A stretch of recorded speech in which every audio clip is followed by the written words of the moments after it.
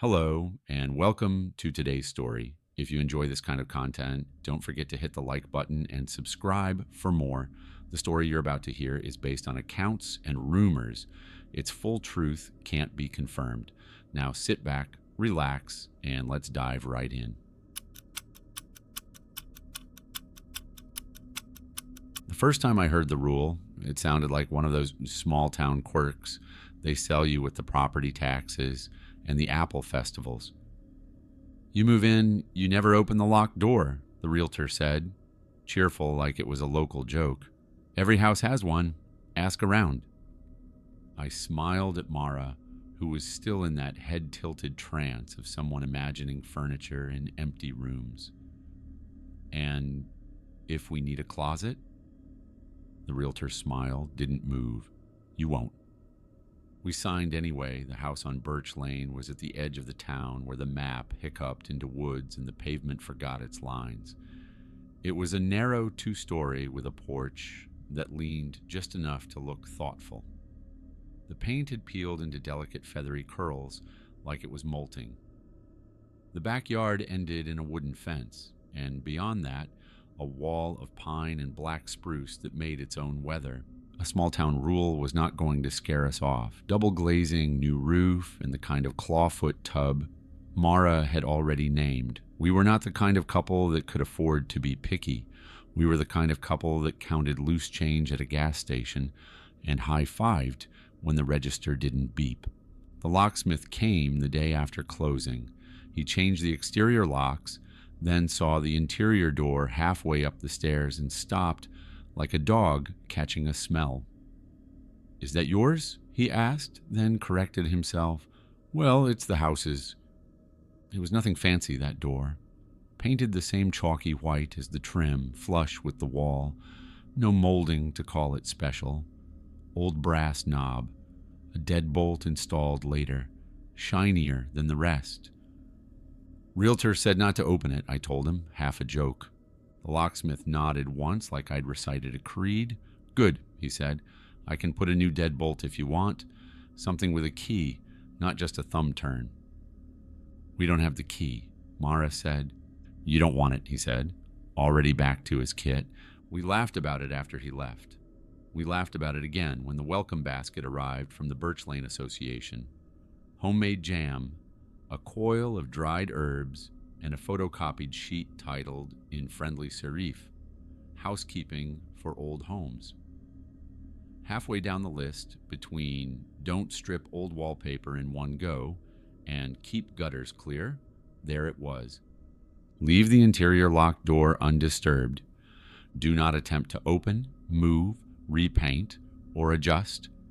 If the knob turns on its own, step aside and do not intrude. If you see light under the threshold after midnight, turn off all lights and wait quietly. Welcome to the neighborhood. Mara stuck the sheet on the fridge with a magnet shaped like a chicken. We are absolutely living in a town that collects folk rules in Microsoft Word, she said. My grandmother would love this.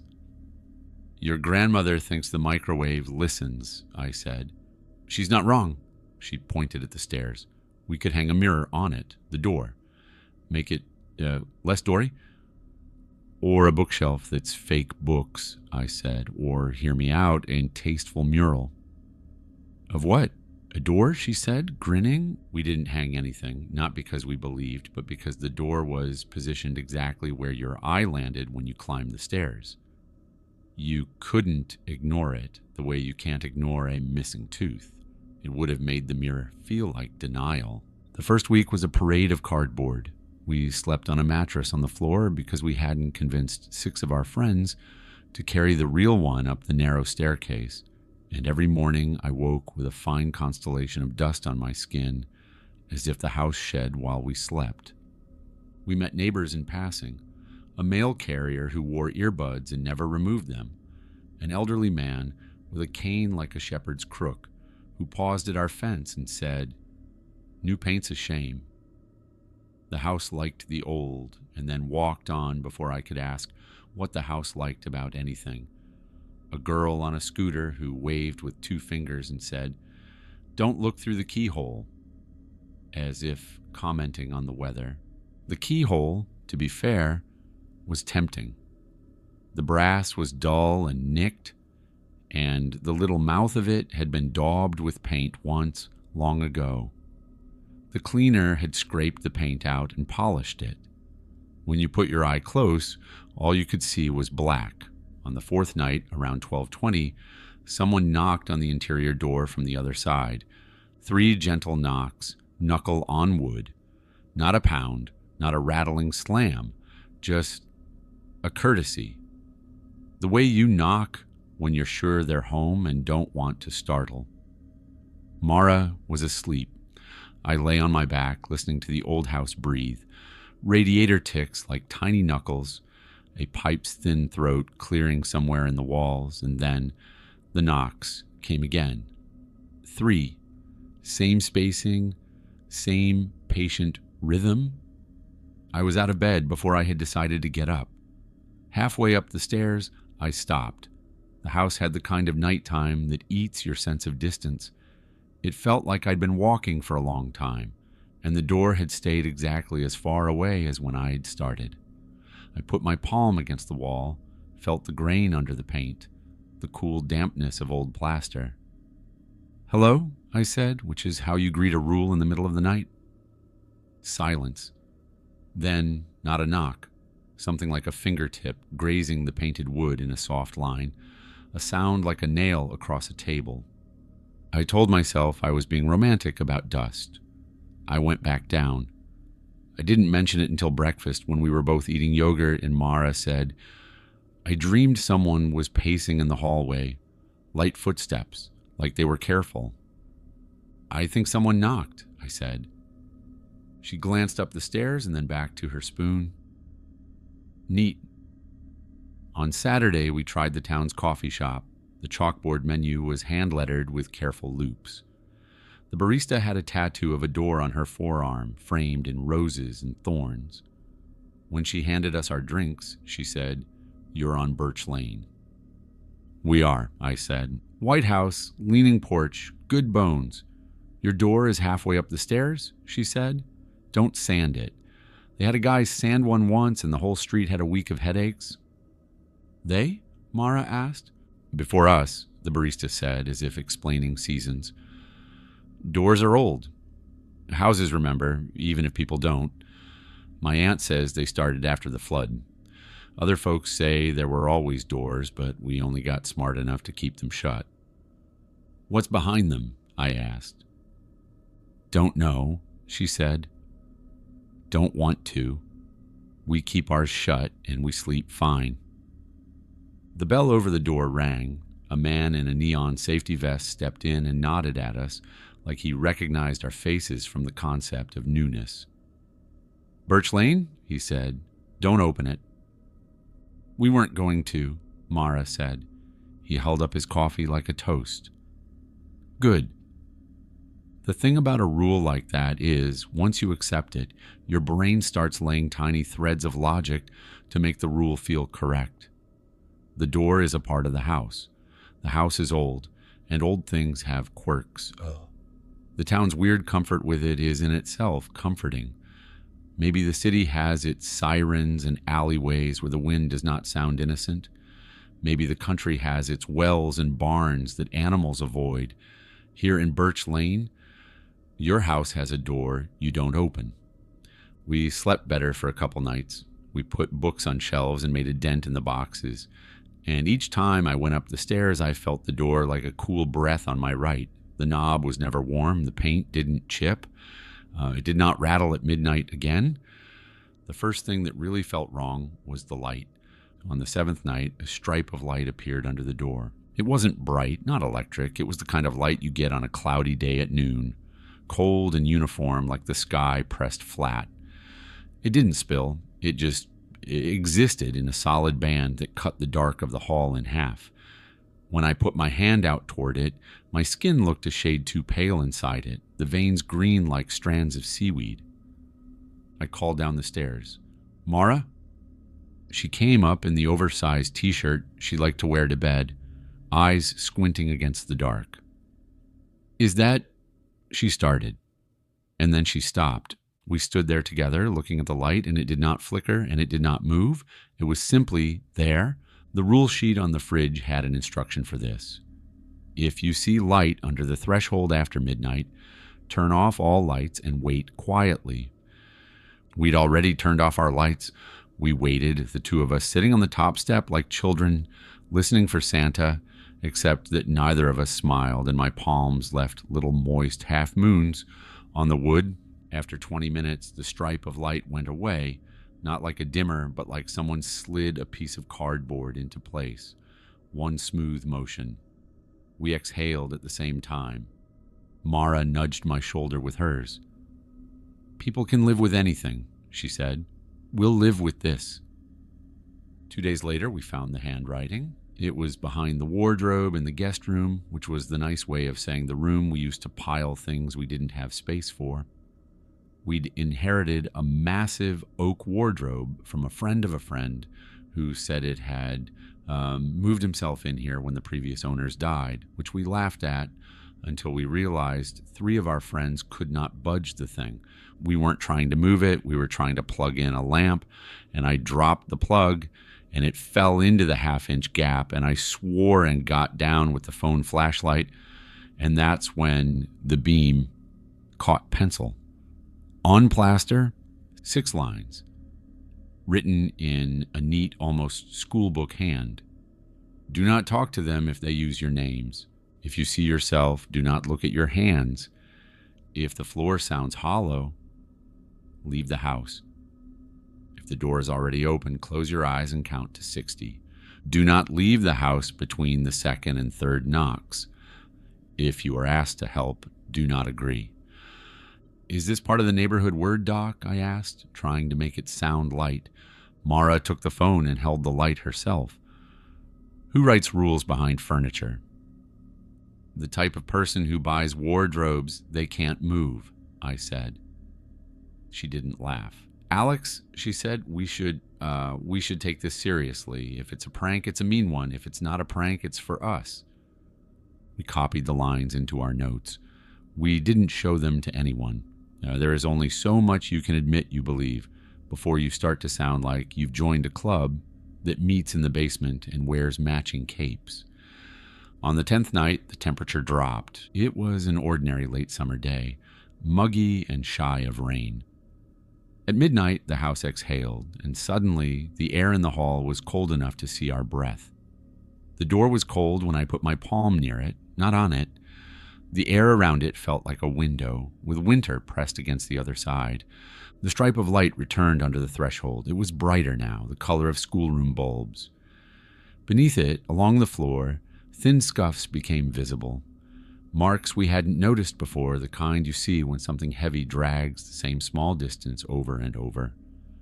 They led from the door to the top of the stairs, a ghost of motion worn into wood. Mara squeezed my arm. Is someone living in our wall? She whispered, a joke that, in the air, did not sound like one. Someone knocked 3 times, courteous, patient. We didn't move. We counted under our breath without meaning to. 1, 2, 3. The light brightened. The stripe widened an inch, as if the door swelled outward. I thought I smelled something, stale paper, old toothpaste, the memory of rain and an umbrella.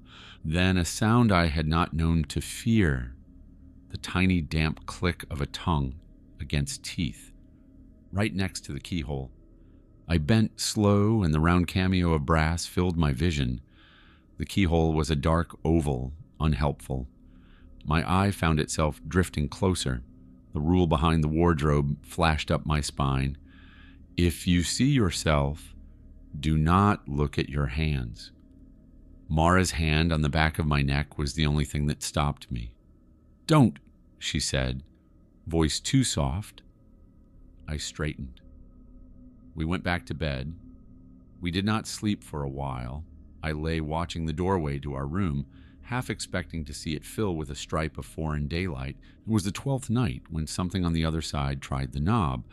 It turned slow. Old metal on old metal, reluctant but willing. A quarter turn. A half. Stopped by the deadbolt, the new one, the one with its comforting clean click. The knob turned back. then forward again, impatient. The deadbolt held. Mara sat up. "I'm calling Clark," she said, meaning the supervisor of nothing related to doors, the person we could offer money for a new explanation. He answered with sleep in his voice. When Mara explained, his voice woke without warming. "Don't open it," he said. "Don't block it. Don't talk through it. Don't make an appointment with it like it's a person you can reason with." "What did we do?" Mara asked, and her voice broke on the final word. "You live with it," he said. He breathed.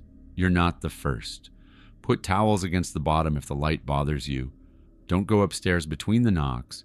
If it opens, close your eyes and count to 60. "Close our eyes?" I said too loudly. "What is this, a kid's game?" He was quiet for a beat. "If you look, sometimes you don't stop looking," he said softly. "It's easier not to put yourself in that position." "Has anyone opened it?" Mara asked. There was a long, small sound then, like a throat deciding whether to be honest. "Don't open it," he repeated and hung up. On the 13th night, the town had its harvest parade. We went because pretending normal is a skill, and we are both very skilled. Children in paper crowns, booths with jars of layered beans, a woman selling honey in jars, shaped like bears. When I paid, she didn't let go of the jar for a second. She looked at me like I had glitter on my face, and she wasn't sure whether to tell me. "Do you hear it yet?" she asked. "Hear what?" I said, already knowing. "The difference," she said, "between your house and the one on the other side." "What other side?" I asked. She smiled like you smile at a child who says the ocean is a really big river. "Go home before midnight," she said. We didn't. We stayed and watched the last float and drank bad lemonade and pretended we lived in a place where the worst thing that could happen was a bee in your drink. At 12:07 a.m., we were on the stairs when the stripe of light returned, and the air dropped, and the knob turned, and the deadbolt gave a little metal sigh, and then, for the first time, the door opened half an inch.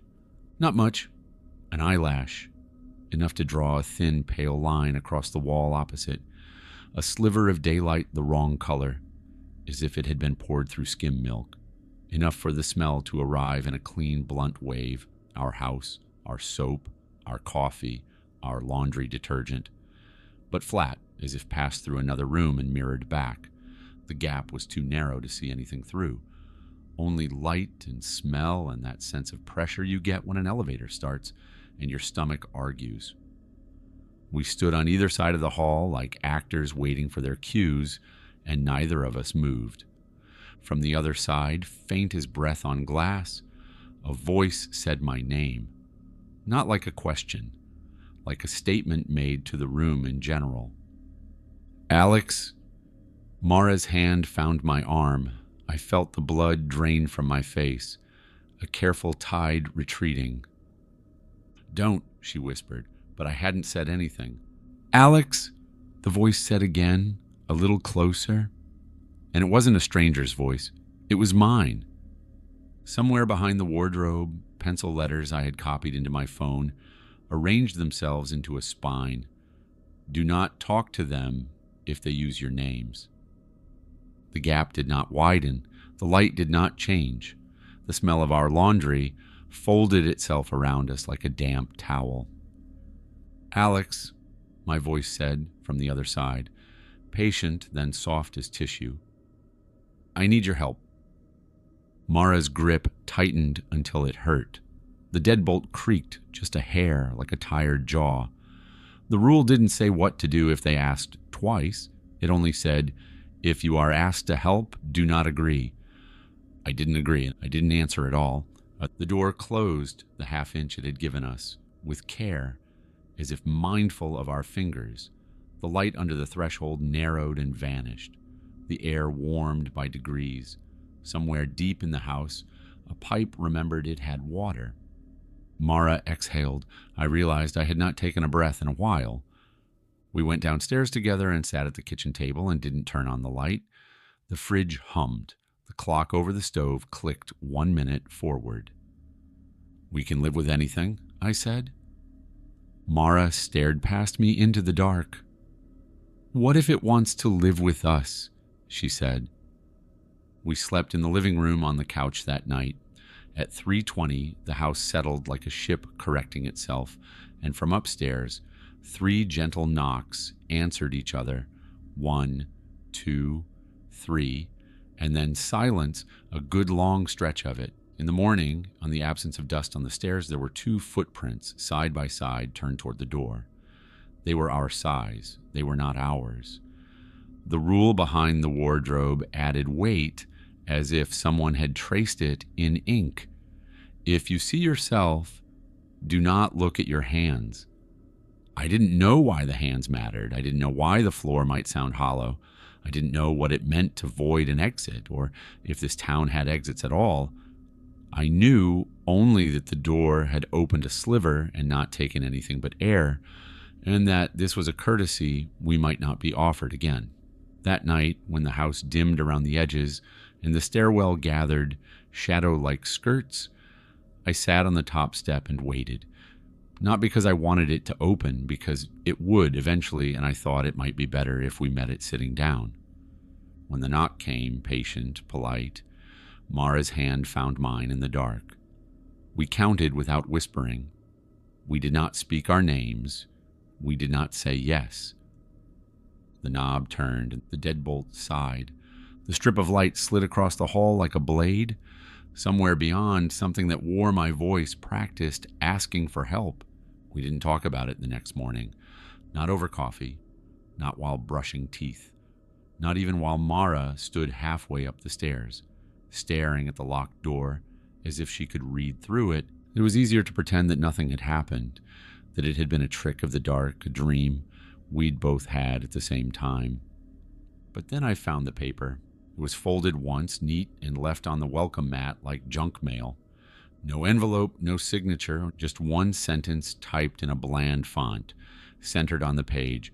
If the door speaks, it's already listening. No greeting, no threat, no explanation. Mara read it twice, then tucked it into the junk drawer under a mess of batteries and rubber bands. "Maybe we should call Clark again," she said. "And say what?" I asked. "That the door left us a note?" She shut the drawer. "We didn't leave it unlocked," she said, but her voice was too thin for it to be a question. By the second week, the house had developed a new habit. It began with the floorboards. Old wood creaks, we knew that. But this was different. This was a pattern, a slow, deliberate pacing from behind the locked door. The steps were even, unhurried, as if whoever or whatever was inside had nowhere else to be. At first it happened only at night. Then it started during the day, while Mara was working at the kitchen table and I was upstairs unpacking books. I'd hear it through the wall. 1, 2, 3 steps. Pause. 1, 2, 3. Always stopping just short of the door itself, as though the walker was careful not to make its presence too obvious. When I put my hand against the wall during one of these walks, the vibration felt faint but undeniable, like someone dragging a finger along the other side of the plaster. One afternoon, Mara came back from town with groceries and a story. "I saw the barista again," she said, unloading apples and a loaf of bread. "I told her we heard noises. She didn't look surprised." "What did she say?" "She asked if we've looked under the door yet." I stopped what I was doing. "Why would we?" Mara shrugged, but it was the kind of shrug that wasn't about not caring. It was about not wanting to answer. She said the space under it is bigger than it looks, like there's more gap than there should be. I didn't check, not right away.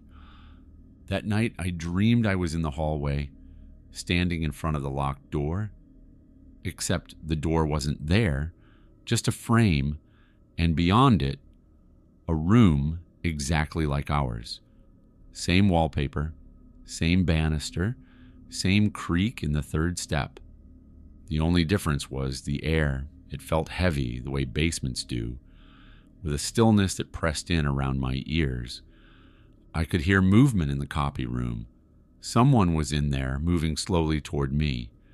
And then, stepping into view, was me. Not a perfect match. The hair was wrong, the posture, the way his eyes didn't blink often enough. He stopped, just on the other side of the frame, head tilting in small increments, studying me. His lips moved. I didn't hear sound, but I understood the words. Let me in. I woke up with my nails digging into my palms. 2 nights later, the light returned under the door. We did what the rules said, turned off all lights, stayed quiet. But this time, the light moved. It shifted like someone was pacing with a lantern just inside, the glow swaying slightly with each step. Shadows of something, too tall to be a person, passed across the bottom gap. I didn't breathe. And then the voice again. My voice. But it wasn't saying my name this time. It was describing things. Small things. The apple on the counter is bruised on the left side. There are 3 dishes in the sink. The front door is locked. The back door is not. I felt the hair on my arms rise. I'd checked the back door myself before bed. It had been locked. Mara leaned into me, whispering, "It's lying." I wanted to believe that. The next morning, I checked the back door. The lock was turned open. Around this time, we started hearing from the neighbors. Not directly, not at our door. But in passing, in the store, on the sidewalk, people we barely knew would find ways to slip it into conversation. "You'll get used to it," said the mail carrier without slowing his walk. "Don't look under it," muttered the old man with the cane, as if continuing a conversation from weeks ago. Even the girl on the scooter had upgraded her warning. "If you see yourself, don't wave back." It wasn't advice, it was acceptance. They'd all decided that we'd already crossed into whatever version of Birch Lane they lived in. That Friday night, I gave in. I lay on the top step, flashlight in hand, and angled the beam at the space beneath the locked door. There was more gap than there should have been. At least an inch, too wide for a door in a well-fitted frame. For a moment, I saw nothing but darkness. Then the darkness moved. Something pale darted out of sight, quick as a hand retreating from a hot stove. I dropped the flashlight. When I looked again, there was only the thin, patient strip of light, and the faint outline of 2 bare feet standing just beyond the gap. Toes pointed toward me. When I blinked, they were gone. The pacing started again, slow, careful, like they didn't want me to forget they were still there. The 3rd week felt different. Not because the knocking stopped, it hadn't, but because the house started acting like it knew we were paying attention. The pacing behind the door was louder now, no longer shy. The steps sometimes stopped directly at the threshold, as though something inside was leaning against it, listening. At odd times during the day, we'd find things move just slightly out of place. A mug set an inch from where we'd left it. A sweater folded differently. We blamed each other at first. Then we blamed forgetting. But there was a weight to the changes. They felt placed. The worst was the mirror. It was an old one, oval with a tarnished silver frame, hung at the end of the upstairs hall opposite the locked door. We'd put it there without thinking. One night, as I came out of the bathroom, I noticed my reflection standing still even after I'd taken a step, just for half a second. Enough to catch the delay. I didn't look in that mirror again for days. And on the 21st night, the rules changed. We'd been in the living room when we heard it, the first knock. Mara looked at me. The paper said, "Don't be upstairs between the 2nd and 3rd knocks." We stayed put. The 2nd knock came 5 minutes later, but then the 3rd knock never came. We waited. 10 minutes. 20. The air in the living room felt heavy, the way it did upstairs when the light was under the door. Mara broke first. What if it's waiting for us to check? "That's the point," I said, but my voice didn't sound convinced. By 12:40, I couldn't stand it. I crept to the bottom of the stairs and looked up. The light was there, not the thin stripe, but a full pale glow spilling into the hall like someone had turned on a ceiling lamp just beyond the door. I took a step up, then another. The glow didn't change. Halfway, I heard it, a faint rhythmic tapping, not at the door, from inside the walls, like fingernails trailing along wood, tracing the path of the stairs. I froze, and then from upstairs my voice, "It's fine now, come see." It was too casual, too sure. Mara appeared at the bottom of the stairs, pale in the glow. "That's not you," she whispered. The footsteps behind the door began again, slow at first, then faster, circling. The light brightened until it was painful to look at, and then, without a knock, the door opened. Not a crack this time, wide enough to see inside. It was our hallway, perfect. The same banister, the same rug, the same mirror, except the mirror was black, a slick oval of nothing. And standing in the middle of that hallway were two figures, United States. They were smiling. Too much. Their teeth were wrong, the way stage props are wrong when you look too close. Their clothes matched ours exactly, except for small, impossible changes. A button that had been lost for weeks, a stain from years ago that had been washed away. They raised their hands in the same motion, palms out, like a mirror greeting. I remembered the rule. If you see yourself, do not look at your hands. But my eyes flicked down anyway. Their hands weren't hands. The fingers were too long, the nails too thin, the knuckles bending in the wrong places like folded wire, and they were moving, slow, flexing motions as though trying to remember how to be fingers at all. "Let us in," my copy said. His voice had all my tones, all my pauses. "We can make it better." Mara's double nodded, smiling wider. "No more rules, just the one you choose." The air between us felt solid. It smelled like our house, but cleaner, newer, as though it had been scrubbed of us and left hollow. The rules behind the wardrobe rearranged themselves in my head. I heard them in the voice of the man with the cane, in the barista, in Clark, in the little girl on the scooter. They weren't warnings. They were survival habits, the kind you pass down when there's no fixing the problem. I stepped back. Mara grabbed my arm and pulled with more force than I thought she had. The doubles didn't follow. They just watched as the door closed on its own, slow and polite. The latch clicked, the light vanished. We didn't go upstairs the rest of the night. In the morning, there was a folded sheet of paper on the bottom step. The same bland font as before. "If the door opens wide, it will not close again." We started sleeping downstairs after that. We keep the upstairs dark at night. Curtains drawn, the hallway light bulb removed.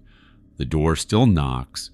Sometimes we still hear pacing, but it hasn't opened wide again. Not yet.